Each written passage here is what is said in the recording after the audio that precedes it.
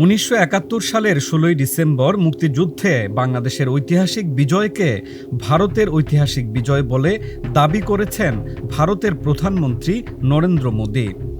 ১৬ December মহান বিজয় দিবসে নরেন্দ্র মোদি তার ভেরিফাইড ফেসবুক পেজ ও এক্স অ্যাকাউন্টে দুটি পোস্টে এই দাবি করেন। সেখানে মোদি দাবি করেছেন, ১৯৭১ সালে এই বিজয় দিবসে ঐতিহাসিক জয় পেয়েছিল ভারত। ভারতের সেই ঐতিহাসিক জয়ে সাহসী সৈনিকদের আত্মত্যাগকে সম্মানও জানান তিনি। তবে দুটি পোস্ট নিয়ে সামাজিক যোগাযোগ মাধ্যমে সমালোচনার ঝড় উঠেছে। নরেন্দ্র মোদির স্ট্যাটাসের প্রতিক্রিয়া জানিয়েছেন অন্তর্বর্তী সরকারের আইন, বিচার ও সংসদ বিষয়ক উপদেষ্টা অধ্যাপক ডক্টর আসিফ নজরুল।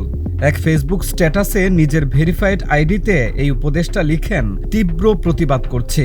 ১৬ ডিসেম্বর ১৯৭১ ছিল বাংলাদেশের বিজয়ের দিন। ভারত ছিল এই বিজয়ের মিত্র, এর বেশি কিছু না। এই স্ট্যাটাসকে বাংলাদেশের সার্বভৌমত্বের জন্য হুমকি বলে প্রতিক্রিয়া জানিয়েছেন বৈষম্য বিরোধী ছাত্র আন্দোলনের আহ্বায়ক হাসনাত আব্দুল্লাহ। হাসনাত আব্দুল্লাহ তার ফেসবুক আইডিতে লিখেন, যখন এই স্বাধীনতাকে ভারত নিজেদের অর্জন হিসেবে দাবি করে, তখন আমি একে বাংলাদেশের স্বাধীনতা, সার্বভৌমত্ব এবং অখণ্ডতার প্রতি সরাসরি হুমকি হিসেবে দেখি।